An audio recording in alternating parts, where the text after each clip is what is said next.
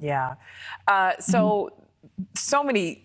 This case is just mind-boggling, honestly. And we're learning that there are more bombshell allegations which came out of a press conference with police. There's an activist who was in the room while Rudy was being interviewed yesterday. He claims Rudy says his mom was drugging and sexually abusing him, but Houston police say that was not true. Let's listen to some of that.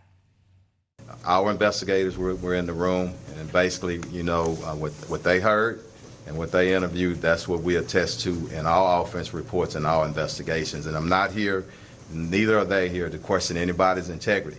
I interviewed him, and no, there was no, I'm trained to listen for probable cause. I'm trained to listen for statements that can help me get charges or move forward with a case. And no, there was no statements made during this investigation so far.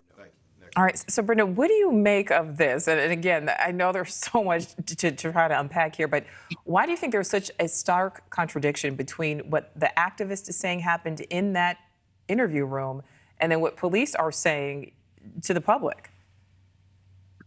So it's my understanding that Quanell X interviewed him separate from law enforcement. I'm not sure that was what I thought. And if he may have said something to Quanell X when mother or law enforcement wasn't around, then you may have two different sides of the story. I'm curious as to if anybody has put Rudy through mental evaluation. The man that just spoke of his history, but has anybody with any medical qualification looked at Rudy? When I look at this, I do have a background in mental health. I am a master's therapist. So when I look at this case, my fear is that we may have a mother with Munchausen-by syndrome, and that has come up from the very beginning. I've talked to friends of Rudy who say he was never sick. He never had cancer. Mom had a GoFundMe account when we first met her for Rudy with cancer. Family says Rudy never has cancer. There were questions on the inhaler Rudy never had. According to family, Rudy never had asthma.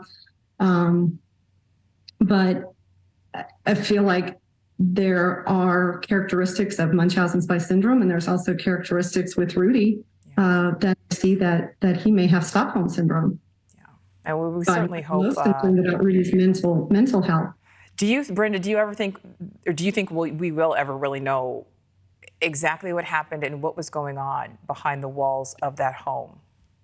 I hope we do truly find out. I feel like Rudy's afraid to talk. And I hate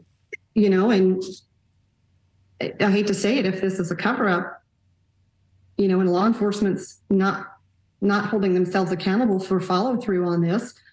It was reported years ago that Rudy had been in his home, and law enforcement did a search that they made public. They said, I went to the house and he wasn't there. Did they drop the ball? I don't know.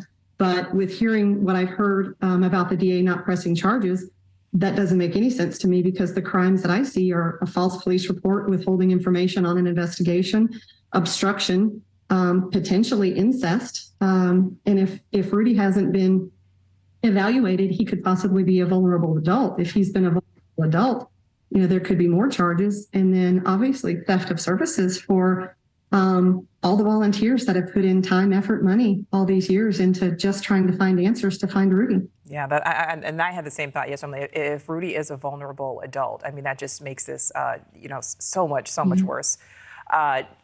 Such a hard situation to even understand, to wrap our minds around. There's so much more to this. Brenda Paradise, thank you so much for your time. I'm sure we will have you back. We really appreciate your insight to this. Thank you. I appreciate you. Thank you. Thank you for watching. Go to newsnationnow.com to find News Nation on your television provider. And don't forget to click the red subscribe button below to get more of News Nation's fact-driven, unbiased coverage.